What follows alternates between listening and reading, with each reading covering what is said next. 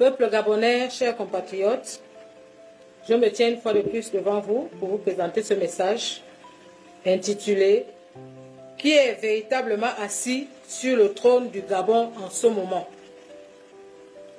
Le Seigneur, par ma voix, vient s'exprimer au sujet de la situation actuelle de la nation, après l'élection présidentielle qui vient de se dérouler.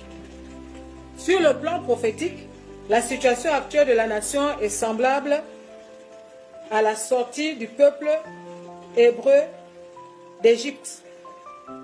La date du 30 août 2023 est le jour où l'Éternel des armées nous a sortis de l'emprise du système au pouvoir et non Oligui avec son CTRI. Après concertation entre Oligui et le colon, une résolution avait été prise, celle de ramener le peuple gabonais sous le joug de l'esclavage, en changeant simplement de procédé, car nous avons affaire à un système qui ne veut pas perdre ses intérêts. Pour eux, laisser ce peuple connaître la liberté serait un manque à gagner pour la France. Raison pour laquelle les promesses faites par Oligui le 4 septembre 2023, lorsqu'il avait prêté serment, il ne les a pas respectées. De la même manière que le Pharaon et ses conseillers se sont concertés pour décider de poursuivre les Hébreux afin de les ramener à leurs conditions premières, c'est également ce qui s'est passé pendant la dite transition. Des stratégies ont été mises en place pour faire croire au peuple qu'Oligui est la solution du Gabon, et le fait de l'avoir élu président est le signe que le Gabon est retourné sous le joug du système PDG. Car qui dit PDG dit franc-maçonnerie, qui dit franc-maçonnerie dit la France, et qui dit la France dit pouvoir du Léviathan ou du Dieu Soleil. Donc, ce n'est pas à Oligui que le peuple gabonais a donné sa voix, c'est à un système. Ce n'est pas Oligui que le peuple a choisi, mais c'est la divinité qu'Oligui vénère, que les Gabonais ont choisi de mettre à la tête du pays. Je vous explique. Dans chaque règne, il y a le trône et la religion du trône. Parce que c'est le monde spirituel qui amène l'existence du monde matériel. Lorsque vous votez une personne, c'est la divinité dont il est au service à qui vous donnez les pleins pouvoirs de régner et de dominer sur vous. Ce dernier ne sera pas à votre service, mais au service de son maître. Si son maître ne veut pas du bien de vous, il n'exécutera que les ordres de ce dernier. C'est ça qui se passe dans les pouvoirs établis au sommet de nos États. L'ennemi du Gabon et de l'Afrique, c'est la France. Et tant qu'il n'y a pas rupture totale avec la France, quelle que soit la personne que vous allez voter, le système de gestion de l'État ne va pas changer. Et si la divinité qui est au sommet de l'État, c'est l'Éternel des armées, l'homme que l'Éternel a choisi, et Ouin sera sous ses ordres, et ce dernier œuvrera pour le bien-être du peuple. C'est ça la vérité. L'auteur de ce qui s'est passé le 30 août 2023, c'est bien moi l'Éternel des armées, dit le Seigneur. Le signe est la prière faite par l'officier de police au sortir de leur réunion. Nous avons tous écouté l'ampleur des déclarations qui sont sorties de cet homme. N'émanant pas de lui-même, mais de l'inspiration du Saint-Esprit, qui permettait à tout le monde de comprendre que ce qui venait de se passer au Gabon était une action du Très-Haut. Cette action, je l'avais d'abord annoncée le 3 février 2019 au stade de basket d'Awendje. Je l'ai confirmé le 28 février 2021 et à cette même date, j'avais annoncé la mise en place d'un gouvernement de transition dénommé Jean-Baptiste, qui avait pour mission de préparer le chemin de celui qui vient de la part du Seigneur et non de venir se maintenir au pouvoir. J'avais également annoncé à cette même date l'organisation d'un référendum. J'ai appelé cette date du 30 août une remise à l'ordre, dit le Seigneur. Et c'est cette équipe qui avait pour mandat de remettre l'ordre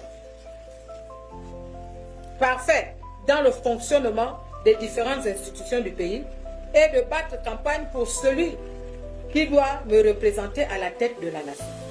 Parce que c'est moi-même, l'Éternel des armées, qui désormais régnera à la tête de ce pays, dans le corps de la personne qui avait reçu l'huile de l'onction royale sur sa tête le 4 septembre 2017 dans la maison de prière.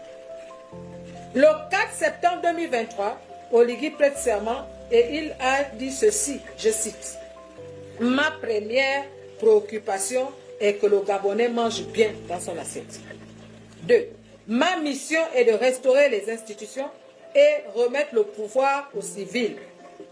Lorsqu'il sort de la salle et se met sur la place publique, Oligui offre un rituel à la divinité pour laquelle il est le serviteur. Pendant le rituel, un porc épic est égorgé, pas avec un couteau, mais avec les dents d'un pygmée. Le sang est versé et la bête est remise à Oligui par le pygmée.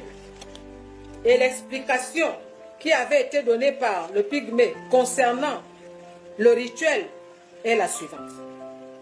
Le porc épic représente le Gabon que ce pygmée remet à Oligui afin qu'il en soit le propriétaire. Vous êtes d'accord avec moi que ce n'est pas un Gabon vivant qui avait été remis à Oligui, mais un Gabon sacrifié par le maître ritualiste. Donc, c'est un Gabon à qui ils ont pris la vie, puisque le sang versé représente la vie.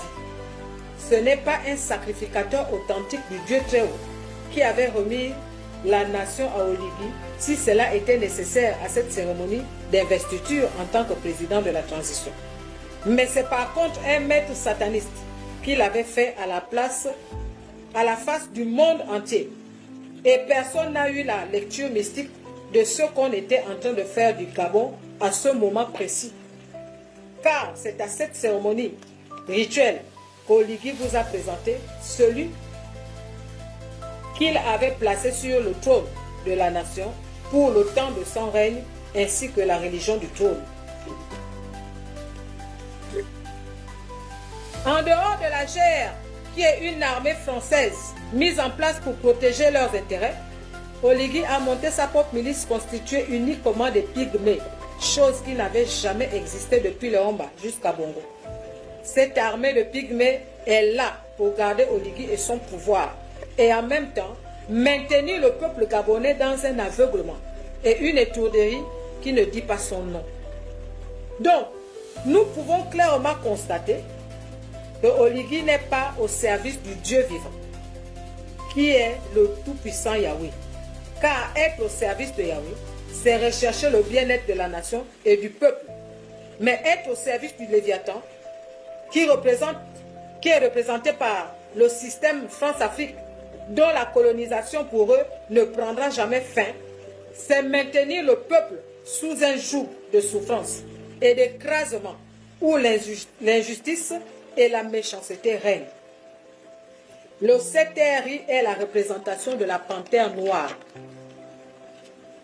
Pour ceux qui font attention, je crois que vous avez pu remarquer comme moi, le 16 août 2024, lors de leur cérémonie de remise de médailles, les images étaient entrecoupées d'un générique du CTRI, où la panthère noire faisait son apparition. Lorsqu'elle sortait en premier, elle était douce. Ensuite, elle repartait. Et lorsqu'elle ressortait la seconde fois, c'était avec une rage, en montrant ses crocs. C'est cette double facette-là que représente le CTRI. Dans sa première sortie, il vous a montré la face qui vous a amené à l'apprécier et à mettre toute votre confiance en lui. Mais après cette élection, il va faire sa deuxième sortie sur une autre facette. Et c'est là que vous allez vraiment découvrir à qui vous avez réellement affaire. Et vous comprendrez pourquoi la Bible dit « Maudit soit l'homme qui se confie dans l'homme et qui prend la chair pour son appui et qui détourne son cœur de l'Éternel. » Jérémie 17, verset 5. Maintenant, je vous informe que vous avez donné vos voix à des perfides trompeurs. Si un homme n'a aucun respect pour un serment qu'il fait devant Yahvé, le Dieu Tout-Puissant, et devant ses compatriotes, c'est que cette personne n'est pas digne de confiance. Question. Depuis le 30 août 2023, jusqu'à ce jour, le Gabonais mange-t-il bien dans son assiette? Sachant que les prix grimpent tous les jours. Ceux qui sont au palais ne le savent pas. Mais nous qui sommes au quartier, nous le vivons très bien. 2. Le pouvoir a-t-il été remis aux civils? Aujourd'hui, nous avons affaire aux bâtisseurs. Sauf que la Bible dit ceci. Si l'Éternel ne bâtit la maison, ceux qui la bâtissent travaillent en vain. Si l'Éternel ne garde la ville, celui qui la garde veille en vain. Psaume 127, verset 1. D'où la première chose est de se rassurer que l'Éternel est avec ses bâtisseurs. Sinon, la chose va vraiment se retourner contre eux. Et c'est ça qui va normalement arriver à Oligi et à sa bande. Parce que le Seigneur est très en colère contre ce système. Il n'a pas l'intention de laisser ce système continuer de traiter son peuple de la sorte.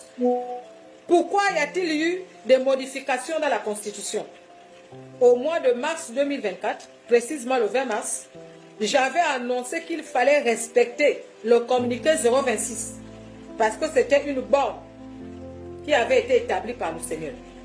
Comme la France sait qu'en août 2021, j'avais annoncé à qui le trône après les Bongos et qu'après le départ des Bongos, le trône retourne chez les Homba, ils se sont précipités à écarter les personnes âgées de plus de 70 ans. Pourquoi le sceptre de la royauté retourne chez les Homba? C'est parce que selon les données prophétiques, les Homba, étant prémices de la royauté au Gabon, c'est à lui que le Seigneur avait donné les stratégies pour développer ce pays. D'où sa politique, Gabon d'abord. Et les Homba avaient fait une alliance avec Yahvé, en bâtissant un hôtel en faveur de la nation. Et cette alliance parle aujourd'hui en faveur du pays et réclame la présence du Dieu Tout-Puissant à la tête du pays. D'où la mission de l'Omba est les intérêts du Gabon avant tout autre intérêt. Et ça, la France n'est pas prête à l'accepter. Malheureusement pour la France, la rupture totale va se faire avec le Gabon. Et cela sera le signe de la fin de la colonisation de l'Afrique tout entière. Et celui qui avait reçu l'huile de la royauté sur sa tête le 4 septembre 2017 est de la maison de Leomba, appelé Jean et Yérondon.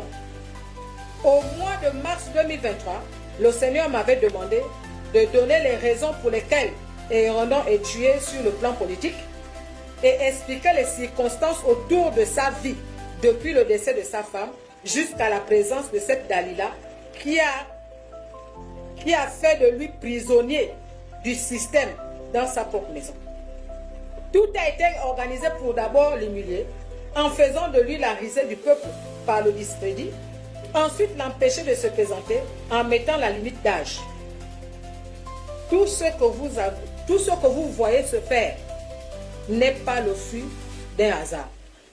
Ils sont conscients que les prophéties que j'annonce de la part du Seigneur s'accomplissent sous leurs yeux.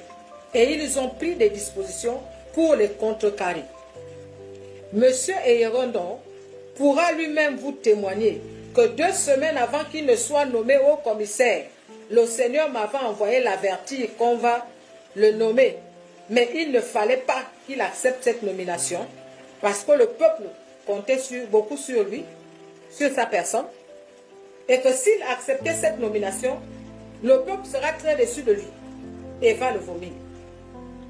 J'en avais même parlé à certains membres de sa famille avant d'aller le rencontrer, et ce sont des témoins. Et Yérondon a toujours rigolé à chaque fois que j'allais lui parler de la part du Seigneur. Mais le jour arrive où cet homme-là va témoigner que tout ce que cette femme est venue me dire ici, je l'ai vécu. Et ça ne saurait tarder parce que c'est ce qui se prépare en ce moment de la part du Seigneur. à se produire dans sa maison.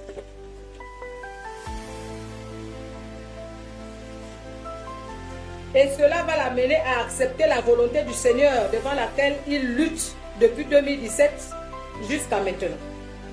Car on peut résister aux hommes et non au Dieu Tout-Puissant.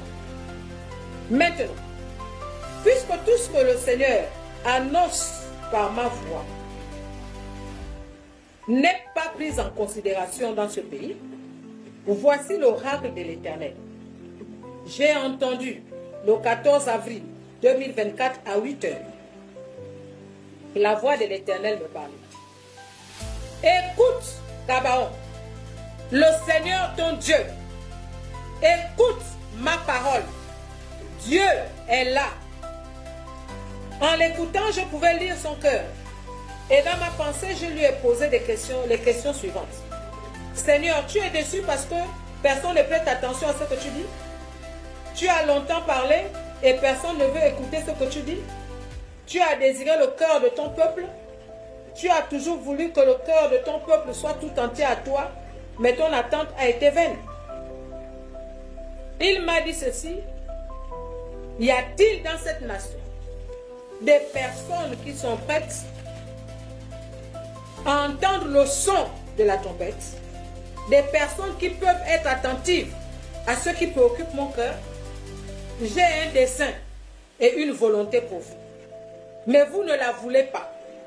Que faire avec un peuple qui ne me désire pas pour Dieu? Que faire pour un peuple qui ne m'accorde aucun intérêt?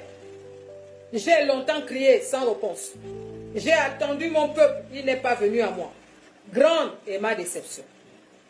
Néanmoins, je ferai ce que j'ai promis de faire dans cette nation, à cause du faible reste qui a désiré me voir prendre les rênes dans cette nation.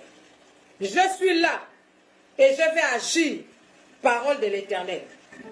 Mon oint va s'asseoir sur le trône et personne ne le contestera. Je frapperai tous ceux qui s'opposent à moi et à ma volonté. Je frapperai sans pitié. Je n'aurai aucun remords pour leur sentence. Je suis l'Éternel. La terre est mon marchepied. Gabaon est ma demeure. Je m'y installerai pour toujours. Oracle de l'Éternel. La terre est mon marchepied. Gabaon est ma demeure.